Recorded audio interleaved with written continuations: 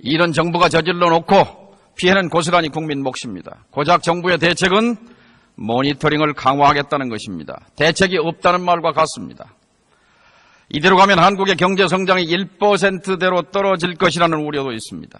아무런 대책 없이 개성공단을 덜컥 폐쇄하고 10만 실업자를 길거리로 내몬 무모한 결정과 판박입니다.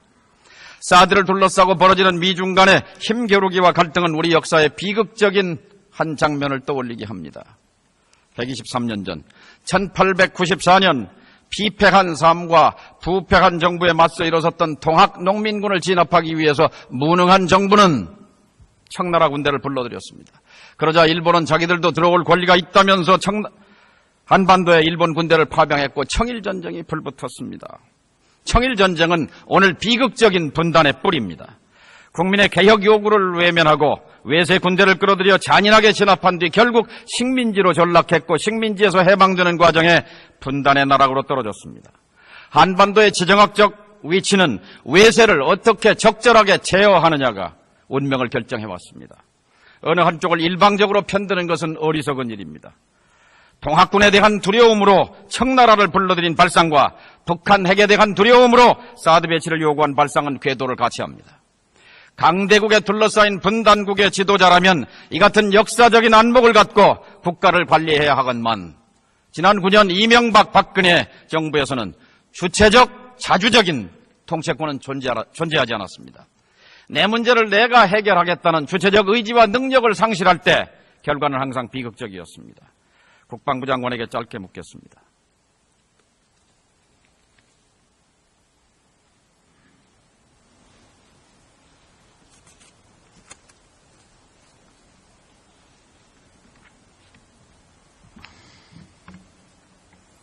문서가 있습니까?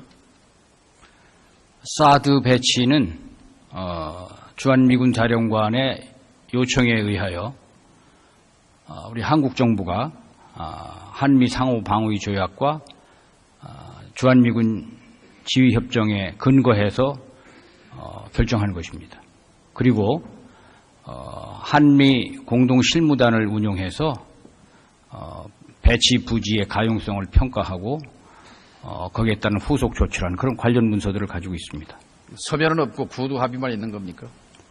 다시 한번 말씀해 주십시오. 구두 합의로 배치하는 겁니까?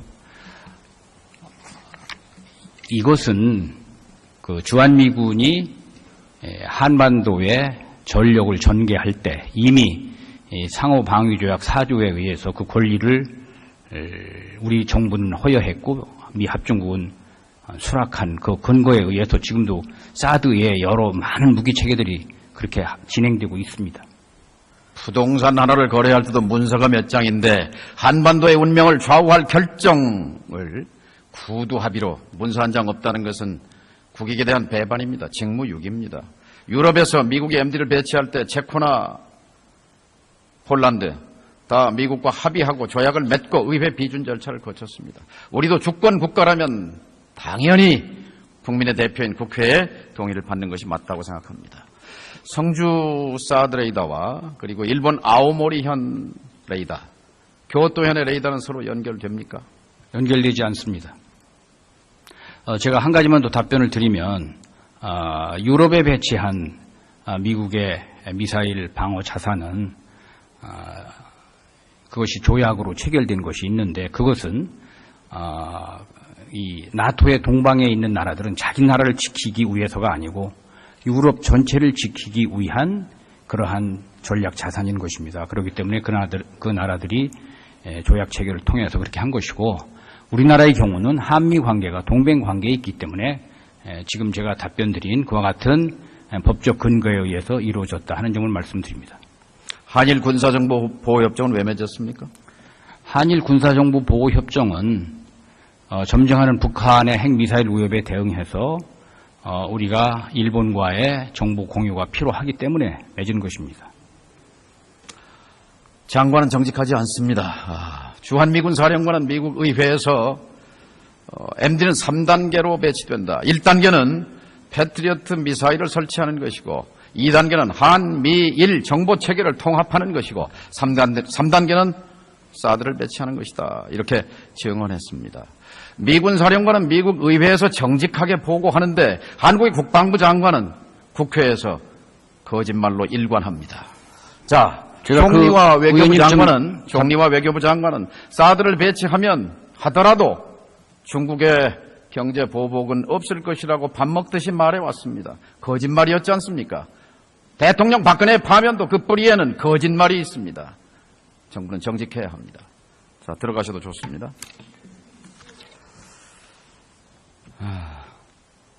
사드 배치를 놓고 앞으로 많은 법적 절차가 남아 있습니다. 환경 영향 평가도 받아야 하고 부지 공여 협정도 맺어야 하고 또 군사시설 지정 절차도 밟아야 합니다. 이 같은 법적 절차를 깡그리 무시한 채 물건부터 갖다 놓겠다는 것은 명백한 불법입니다.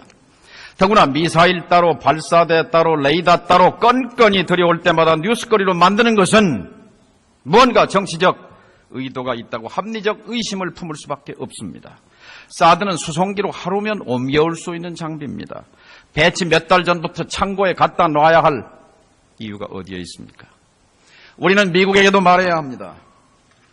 오늘 오전 미국의 틸러슨 국무장관이 서울에 왔습니다. 틸러슨 장관에게 말합니다.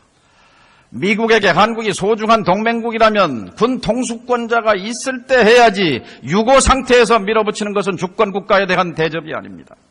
소란스러운 국내 정세를 틈타 야밤에 기습적으로 무기를 갖다 놓는 것은 동맹국에 대한 예의는 더더욱 아닙니다. 사드를 빨리 배치한다고 해서 북핵과 미사일이 억제되는 것도 아니지 않습니까? 이제 사드는 군사무기의 성격보다는 정치무기의 성격이 더 커졌습니다. 중국에게도 말합니다.